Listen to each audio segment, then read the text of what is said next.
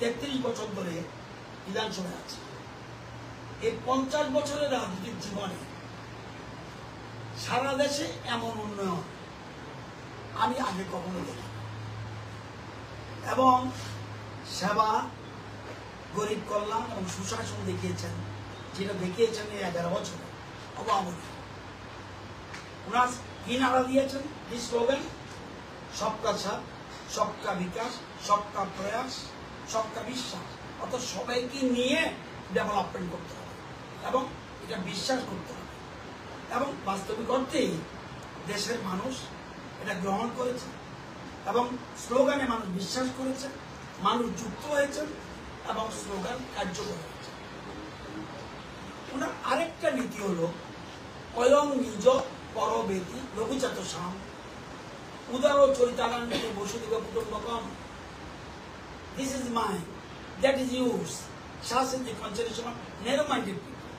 তবে বলবে এটা আমার, এটা তোমার, এটা বিজেপি, এটা সিপিএম, এটা কংগ্রেস, এটা তিনটা।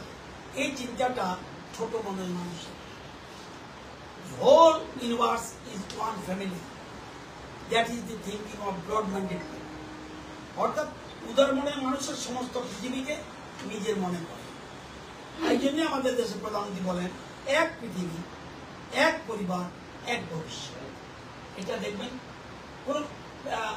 কোন রকম আমার তোমার মধ্যে।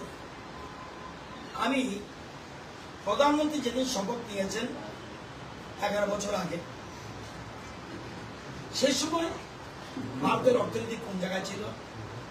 11 নম্বর স্থান। এখন কত উঠে এসেছে? 4র্থ স্থান। এখন আমাদের সামনে কে? আমেরিকা, চীন, জাপান। সরি, আমেরিকা, চীন, জাপান। বাকি সবাইকে পিছনে ফেলে দিয়েছে। কারা কারা?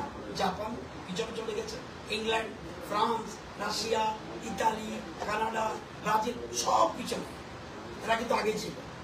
আজকে এই 11 বছরে সব পিছনে চলে এসেছে এবং কিছুদিনের মধ্যে দেখবেন আমরা 3য় স্থানে চলে আসবো। জার্মানি আমাদের পিছনে চলে আসবে এবং 2047-এর পর দেখবেন যে 100 বছর পর আমরা হবে বিশ্বের প্রথম স্থানে। দেখবেন মিলিয়ে দেখবেন এটা 1962 ভারতবর্ষ নয়, এটা 62 সনের ভারতবর্ষ নয়। এখন মোদিজির ভারত পৃথিবীর অন্যতম শক্তিশালী ভারত। আমাদের সৈন্য সংখ্যা কত জানেন? 66 লক্ষ। চীনের সৈন্য সংখ্যা কত? 51,25,000।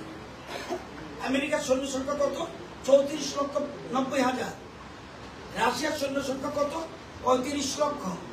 পাকিস্তানের সৈন্য সংখ্যা মাত্র 20,55,000। দক্ষিণ কোরিয়ার সৈন্য সংখ্যা 36,55,000। ইরানের সৈন্য সংখ্যা 15,75,000।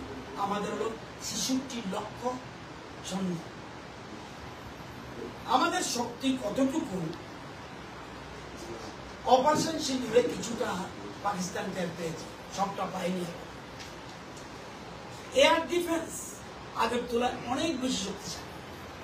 আগে S-400 এর স্কোয়াড্রন ছিল, এখন এয়ার ডিফেন্স স্কোয়াড্রন হয়েছে। 2013-তে রাফেল যুদ্ধ বিমান ছিল না, এখন রাফেল যুদ্ধ বিমান রয়েছে। 2013-তে ভারতের সেনাবাহিনীর কাছে অ্যাপাচি এবং চিনক হেলিকপ্টার ছিল না আধুনিক, এখন এটা আছে।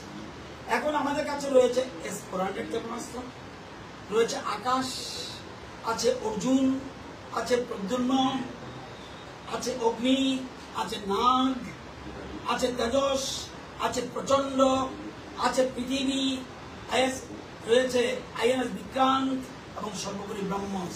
এগুলি এখনই ব্যবহৃত হয়নি।